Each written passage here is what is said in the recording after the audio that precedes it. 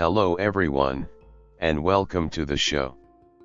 Today's topic will be the first in a series discussing the Sin-Magic subclass for wizards from the D&D spin-off game, Pathfinder. I'm going to go over some lore, cover the mechanics with my own little touches, then throw out some items and craft skills only available to Sin mages. Once, there was a wizard king named Zin, and he ruled an ever-expanding empire named Thassilon. The patron deity of Thassilon was Lysala, a goddess of runes, fate, and rewards of service. From her worship was gleamed the 7 virtues of rule, ideals that were believed to be rewards given to righteous and wise rulers. How that works I literally have no idea. Zin though wasn't much for ruling, and really just wanted to keep experimenting with magic, especially since he was old as beans and was quickly losing his magical prowess. So, to rule in his place, Zin appointed a group of arcanist governors who clearly weren't evil, then fucked off to his palace to do magic tricks. The governors though turned out to be super evil, and they quickly ruined everything, even corrupting the 7 virtues into the 7 vices and turning their patron goddess, Lysala, evil. Although who did what first is somewhat unknown, either Lysala became evil from the runes, or the runes became evil when Lysala did. Either way, virtues were done broked. These governors, now going by rune lords, then quietly tried bumping off Zin, which led to the now 110-year-old becoming a paranoid mess who fired all his staff and locked himself in his workshop. Seeing as now he was up against 7 super wizards, Zin came to a logical solution. 1. Build an army of clockwork robots. 2. Become a lich. 3.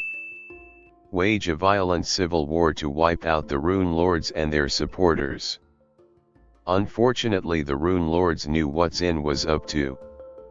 If they worked together, they could have easily defeated Zin and whatever army he threw at them.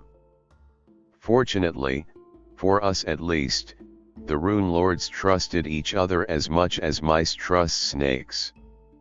So, instead of handling Zin in a unified coup, they hired an assassin to take him out right when he was in the middle of switching his soul over to his reliquary. Who was this assassin, you ask?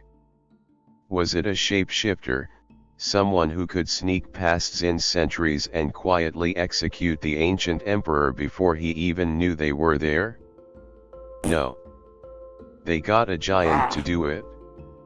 So while this giant was thundering towards Zin's palace with the subtlety of an atom bomb named, "Fuck you," Zin was working overtime to cram his soul into what was essentially a fancy magic brass coffin with arms.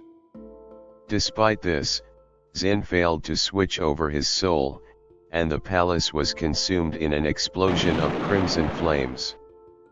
With this, all forms of pretense were abandoned, and the Rune Lords began to publicly indulge in their darkest desires.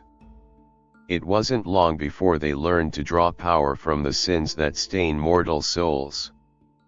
Thus the practice of sin magic was born. Of the generations of Rune Lords that ruled Thassilon, the most noteworthy are Alajnist, Rune Lord of Wrath; Belimarius, Rune Lord of Envy; Karzog, Rune Lord of Greed; Kruin, Rune Lord of Sloth; Sorshan, Rune Lord of Lust; Zandergul, Rune Lord of Pride; and Zutha, Rune Lord of Gluttony.